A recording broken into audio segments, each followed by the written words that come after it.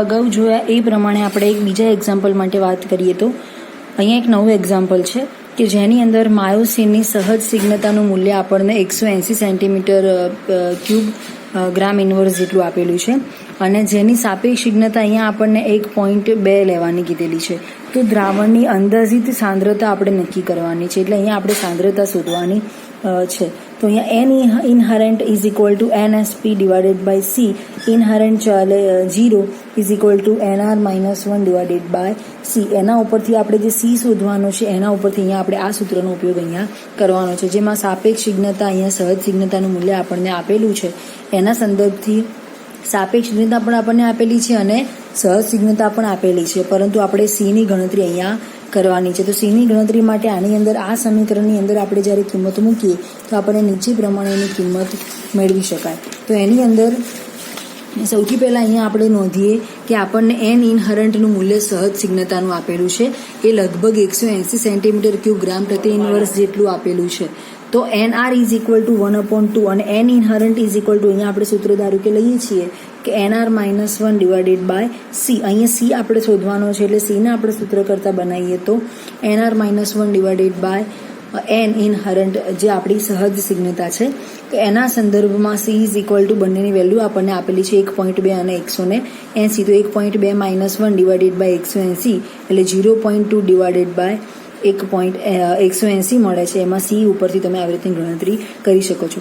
કિંમત મૂકી અને ખૂબ જ સરળ રીતે આપણે આ કેલ્ક્યુલેશન કરી શકીએ છીએ, પરંતુ જો તમને એ ના ખબર હોય કે અહીંયા આપણે સહજ સ્નિગ્ધતા શોધવાની છે, સાપેક્ષ સ્નિગ્ધતા આપણને અહીંયા આપેલી છે, N હરન્ટવાળા સમીકરણનો આપણે ઉપયોગ કરવાનો છે, એ બધી બાબત અહીંયા ખાસ ધ્યાનમાં રાખવા જેવી છે. તો એના ઉપરથી તમે Cની ગણતરી કરી શકો છો. એ જ રીતે અહીંયા આપણે 20°C તાપમાને ઘોડાના હિમોગ્લોબિનના પાણીમાં બનાવેલ દ્રાવણ માટે D તમને આપ્યો છે, જેની અંદર Dનું મૂલ્ય લગભગ આપણને 6.3 × 10⁻⁷ સેન્ટીમીટર સ્ક્વેર સેકન્ડ ઇન્વર્સ જેટલું આપ્યું છે અને Sનું મૂલ્ય આપેલું છે. અને એ સિવાય અહીંયા આપણને ન્યુનું મૂલ્ય આપેલું છે અને ડેલનું મૂલ્ય આપેલું છે. તો એના ઉપરથી આપણે હિમોગ્લોબિનનો અણુભાર શોધવાનો છે. તો અણુભાર શોધવા માટે આપણને જે મૂલ્ય આપેલા છે એના માટે એક આ નવું સૂત્ર છે, જેમાં M is equal to RTS divided by D 1 - V nu delta. એ પ્રકારનું જે સમીકરણ છે એની અંદર ખાલી બધી જ કિંમતો મૂકી અને આપણે આ પ્રમાણે સમીકરણની માહિતી મેળવી શકીએ છીએ. તો એમાં R જે છે વાયુ અચળાંક આપેલો છે આપણને, D જે છે પ્રસરણ સહગુણક આપેલો છે, ન્યુ જે છે આંશિક વિશિષ્ટ કદ છે આપણું, અને ડેલ્ટા જે છે માધ્યમની ઘનતા દર્શાવી છે, અને T જે છે નિરપેક્ષ તાપમાન બતાવ્યું છે. તો એ બધી જ કિંમત અહીંયા આપણને આપી દીધેલી છે. બધી જ કિંમત તમે આમાં મૂકો એટલે તમને એ પ્રમાણે Mનું કિંમત તમે મેળવી શકો છો. તો M માટે આ પ્રમાણેની ગણતરી થઈ શકે છે. એ સિવાય અલગ અલગ પ્રકારના એક્ઝામ્પલ કેવી રીતે પૂછાઈ શકે એના માટે શું ધ્યાનમાં રાખવા જેવી બાબત છે એ પ્રકારે છે. બાકી અહીંયા તમે 15 એક્ઝામ્પલ આપણને જે આપેલા છે એ એક્ઝામ્પલનો ઉપયોગ કરો. જરૂરી નથી કે એ જ ટાઈપના એક્ઝામ્પલ આપણને પૂછાઈ શકે. અલગ અલગ રીતે ખાલી સામાન્ય એક ભૂલ, અહીંયા ખાલી તાપમાનનું મૂલ્ય પૂછાય, આવી રીતે Dનું મૂલ્ય પૂછાય, તો આ પ્રમાણે બધી કિંમતોમાંથી તમે એ મૂલ્ય મેળવી શકતા હોવા જોઈએ. હવે શું કહે છે કે પોલીઇથિલિનનો એક નમૂનો નીચે મુજબ આપણને 3 પોલિમર શૃંખલા ધરાવે છે, જેમાં પોલિમર શૃંખલા નંબર આપેલા છે, પોલિમરની અણુ સંખ્યા આપેલી છે, પોલિમરાઇઝેશન અંશ DPનું મૂલ્ય આપેલું છે અને પોલિમરનો અણુભાર આપેલો છે. જ્યારે આપણને આ 4 પ્રકારની ગણતરી આપેલી છે એના ઉપરથી આપણે અહીંયા સરેરાશ અણુભાર શોધવાનો છે. તો અહીંયા આપણને આ નમૂનાનો સરેરાશ પોલિમરાઇઝેશન અંશ અને સરેરાશ અણુભારની ગણતરી કરવાની છે. તો પહેલા નંબરનો જે આપણો પોલિમરની શૃંખલા છે એના માટે અણુની સંખ્યા 50, DPનું મૂલ્ય 500 અને અણુભાર લગભગ 14,000 જેટલો આપે છે. એ પ્રમાણે આપણને 3ની અલગથી કિંમતો આપેલી છે. તો એ જ કિંમતો આપણે અહીંયા સરેરાશ પોલિમરાઇઝેશન અંશ માટે અને સરેરાશ અણુભાર માટે જો ગણતરી કરીએ તો આપણને આ પ્રમાણેની મૂલ્ય મેળવી શકાય. અહીંયા આપણે પોલિમરાઇઝેશન અંશ શોધવાનો છે, પણ સરેરાશ પોલિમરાઇઝેશન અંશનું મૂલ્ય મેળવવાનું છે. તો સરેરાશ પોલિમરાઇઝેશન અંશના મૂલ્ય માટે DP bar is equal two અહીંયા આપણે N1 DP1 plus N2 DP2 plus N3 DP3 એ પ્રમાણેની ત્રણેયની કેલ્ક્યુલેશન આપણે કરવાની છે, divided by N1 plus N2 plus N3. હવે આપણે અગાઉ જોયું એ પ્રમાણે આપણને N1નું મૂલ્ય પણ આપેલું છે, DPનું મૂલ્ય પણ બધાને આપી દીધેલા છે. એ રીતે અહીંયા N1, N2 અને N3, એ જ રીતે DP1, DP2 અને DP3 ત્રણેયના મૂલ્યો પણ આપણને આપેલા છે. તો એ પ્રમાણે ત્રણેયની ગણતરી કરી અને નીચે સમીકરણ તમે મૂકી શકાય છે. તો આ પ્રમાણે 50 ગુણ્યા 500 પ્લસ 400 ગુણ્યા 10,000 એ રીતે 150 ગુણ્યા 1000 ડિવાઇડેડ બાય 50 પ્લસ 400 પ્લસ 150 આ પ્રમાણેનું સમીકરણમાં કિંમત મૂકી નીચે પ્રમાણે તમે 25,000 પ્લસ આ પ્રમાણેની 400 ગુણ્યા 10,000 અને 150 ગુણ્યા 1000 ડિવાઇડેડ બાય 600 આ પ્રકારે કેલ્ક્યુલેશન કરી સરેરાશ પોલિમરાઇઝેશન અંશની ગણતરી તમે કરી શકો છો. અને એના ઉપરથી આપણે સરેરાશ અણુભાર શોધવાનો છે. તો સરેરાશ અણુભાર શોધવા માટેનું સૂત્ર આપણે અગાઉ વાત કરેલી કે પોલિઇથિલિનનો અણુભાર શોધવા માટે આ પ્રમાણે mn bar is equal two dp bar into m લેવાના છે. તો અહીંયા પોલિઇથિલિનના અણુભાર 28 એ પણ અગાઉ વાત થઈ ગયેલી છે. ડીપી બાર આપણે અહીંયા શોધેલો છે પોલિમરાઇઝેશન અંશ. તો એ બંનેના ગુણાકાર ઉપરથી આપણને સરેરાશ અણુભારની કિંમત મેળવી શકાય છે. તો એ જ રીતે બીજો એક એક્ઝામ્પલ છે કે જેમાં પોલિમર નમૂનાનો પીડીઆઈ ગણવાનો છે અને જ્યાં 30% અણુનો અણુભાર આપણને 20,000, 40% અણુના અણુભાર 30,000 અને બાકીનો જે છે એ 60,000 છે.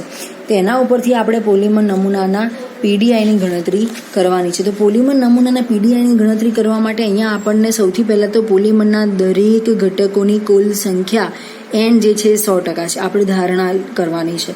તો પોલિમરના દરેક ઘટકની કુલ સંખ્યા n બરાબર 100% છે.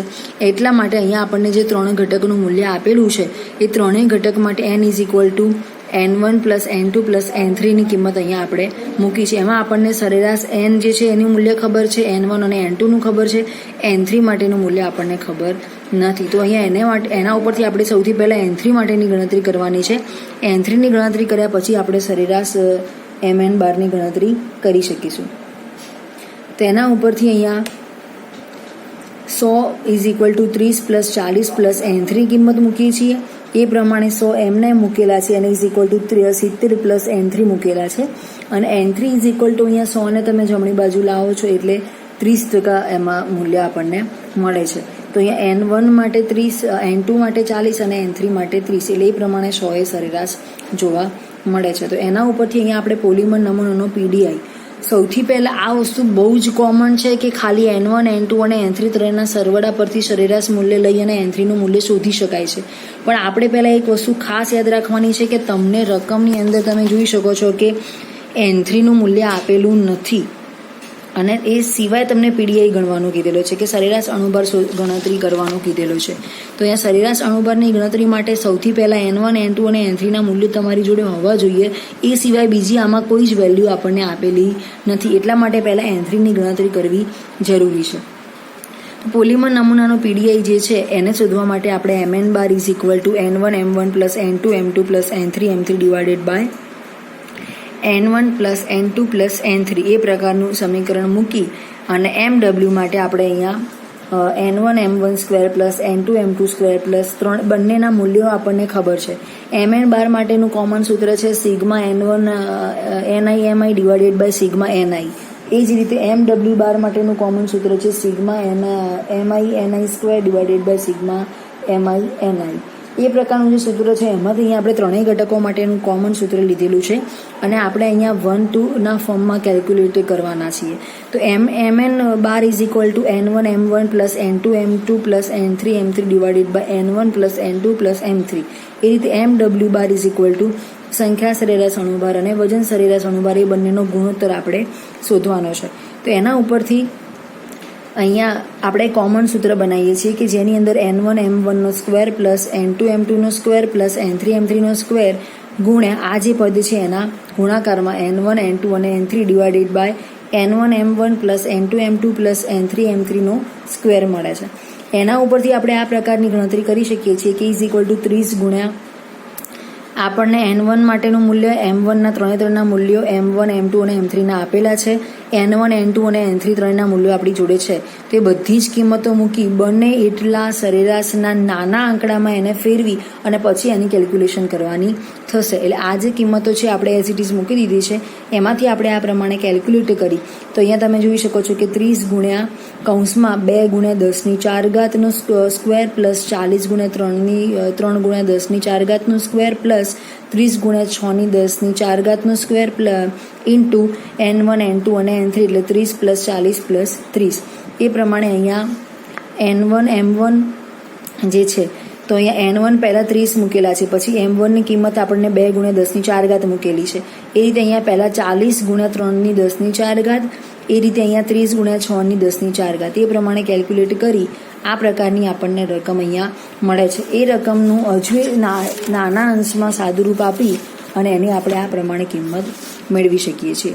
તો એની અંદર અહીંયા 10⁻10 કૌંસમાં 120 + 360 + 1080 / 10⁸ એ પ્રમાણે 10⁸ ઉપર નીચેથી નીકળી જશે અને 60 + 120 + 180નો જે સ્ક્વેર વધે છે અહીંયા, તો અહીંયા આ બંને નીકળી અને ખાલી ઉપર 10⁵ બાકી વધે છે. આ ત્રણનો સરવાળો કરો એટલે ઉપર આ પ્રમાણેની કિંમત મળે અને નીચે આ ત્રણનો સરવાળો કરી અને એનો વર્ગ કરવાનો છે. એટલા માટે અહીંયા આ પ્રકારની કિંમત આપણને મળે છે. એ રીતે અહીંયા MW / MN = આપણને આ પ્રકારની કિંમત અહીંયા પ્રાપ્ત થાય છે. તો એના ઉપરથી અહીંયા આપણને જે પીડીઆઈની ગણતરી આપણે કરી છે એ MW / MN માટેની જે સરેરાશ રકમ છે એ આપણને આ રીતે પ્રાપ્ત થઈ શકે છે. કોઈ પણ એક્ઝામ્પલની અંદર ઘણી બધી રકમોનો અહીંયા ઉલ્લેખ કરેલો છે, એટલા માટે આપણે દરેકના આન્સર પહેલાં કયા પ્રકારના મળે છે એ ખાસ ચેક કરવાનું રહેશે. એના ઉપરથી તમે આની ગણતરી કરી શકો છો. તો આ પ્રકારના અલગ અલગ એક્ઝામ્પલ, અલગ રીતે પીડીઆઈ ગણતરી કરવા માટેના એક્ઝામ્પલ પૂછાઈ શકે છે. એ જ રીતે અહીંયા પોલિમર નમૂનાનો પીડીઆઈ ગણો, એ સિવાય સરેરાશ અણુભાર MN ની ગણતરી કરો, પોલિમરાઇઝેશન અંશ માટેની ગણતરી કરો. તો એમાં જે સૂત્રોનો ઉલ્લેખ આપણે કરેલો છે એ દરેક સૂત્રો આ પ્રમાણે હિમોગ્લોબિનના અણુભાર એ પ્રમાણે અહીંયા હિમોગ્લોબિન વાપર્યું છે.